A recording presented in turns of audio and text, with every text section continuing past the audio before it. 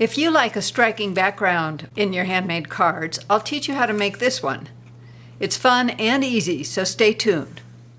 Hi, this is Sage Kimball, and I'm the Mad Stamper, with another technique video for card makers and paper crafters. These are a couple of samples of sponged backgrounds I've been playing with. You can use sponges and ink to create a scene and then stamp images on top of it. I like to use Shimmery White Cardstock for this technique. Not only does it give a bit of shimmer to your piece, but it's also sturdier and doesn't get bent while you're attacking it with sponges. I'm going to show you how to do this one that I think of as a beach scene. I start with a piece of sponge and some crumb cake ink.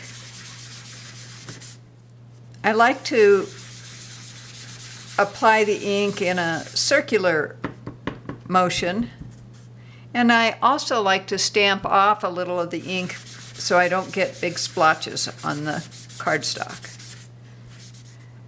Now I'll move to a darker soft suede ink and darken the bottom part of this sand.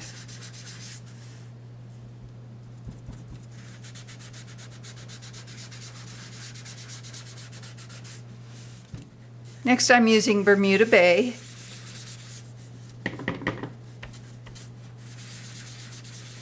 And you can see I overlap the inks and kind of blend them together.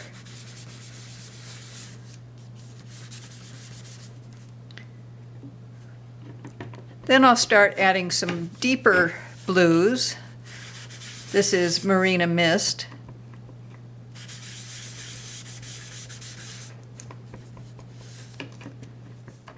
And then I'm going to add some Dapper Denim at the top.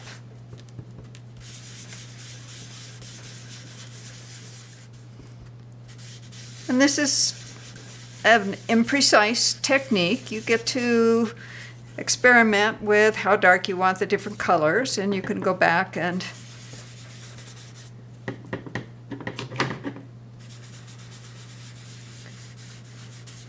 change things a little, like so.